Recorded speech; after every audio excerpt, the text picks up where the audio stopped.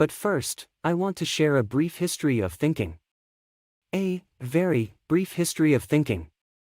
Thoughts are important. But not all thoughts are equal. The quality of your thoughts matters the most. Roman emperor and Stoic philosopher Marcus Aurelius said it best: the universe is change, our life is what our thoughts make it. A quick look at our surroundings shows us that life is changing faster than ever. Jobs disappear, smartphones turn you into a zombie, education costs you thousands, the cost of living increases rapidly, salaries don't, you have less time for yourself, and so on. Life changes so fast that it seems like you wake up in a new world every day. What do your thoughts make of that?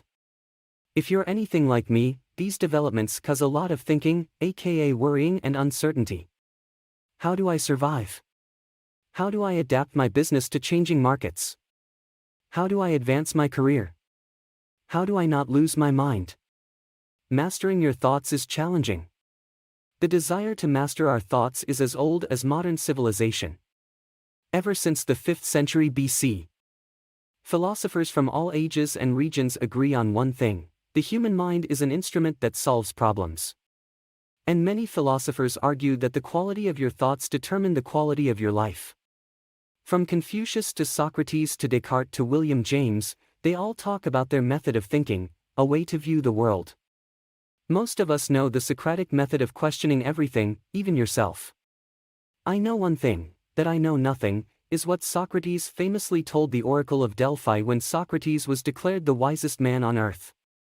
The fact that he thinks that he knows nothing makes him wise. That's a way of thinking.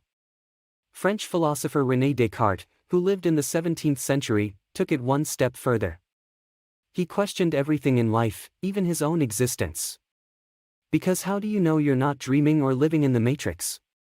That's why he famously said, "Cogito ergo sum." Popularly translated to, "I think, therefore I am." Descartes concluded that he must exist because he's able to think. No matter how crazy your thoughts are, it's safe to say that you do exist.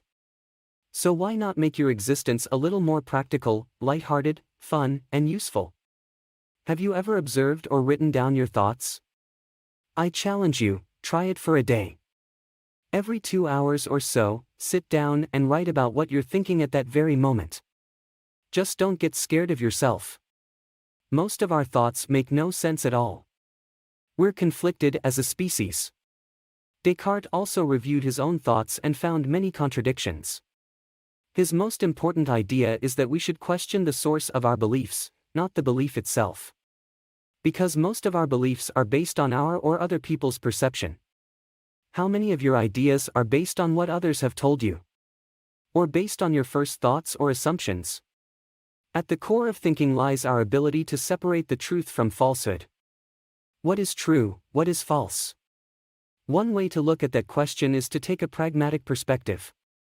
William James describes the idea of pragmatism as follows: the attitude of looking away from first things, principles, categories, supposed necessities, and of looking towards last things, fruits, consequences, facts.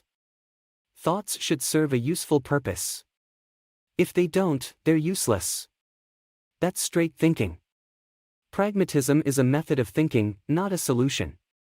In fact, all thinking is a method. Your thoughts serve as an instrument. But it's a conflicting instrument that's very hard to use. Henry Ford said it best: thinking is the hardest work there is, which is probably the reason why so few engage in it. Thinking is not only hard, it's the single most important thing in life. Remember, the quality of our thoughts determines the quality of our lives. And our decisions are a result of our thoughts. Life is not linear. I always thought in a linear way. A leads to B. And if B is C, A also leads to C. I looked at appearances, first thoughts, and made a lot of assumptions. But my thoughts didn't serve a useful purpose. In fact, they served no purpose at all. Instead of thinking, I followed convention. I let others do the thinking for me. Most of us are like that. For example, I thought I would never have to worry about having a job if I got my college degree. I honestly believed that until I was about 26 years old. I figured out the hard way that nothing is guaranteed in life and that you have to work hard to earn money. And that making money has nothing to do with your degrees. If I had to pick another predictor of career success, I would say it's skills. The better you are at something, the more value you can provide to others, and the more money people are willing to pay in exchange for your value. Also, achieving a goal never happens linearly. Most of us believe there's a straight line from where you are to where you want to be. Let's say your goal is to start a business so you can have more freedom in your life. That was always my goal. I thought I would just work on it until I achieved it. But that's not how it worked out. I had to take a lot of detours. I worked for many other people in between. I also started businesses that failed. Understanding that life is not linear helps us to change the way we think. Along the way, I got discouraged a lot and almost quit.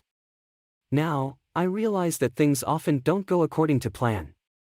That helps me to think of backup plans or alternative options to get closer to my goals.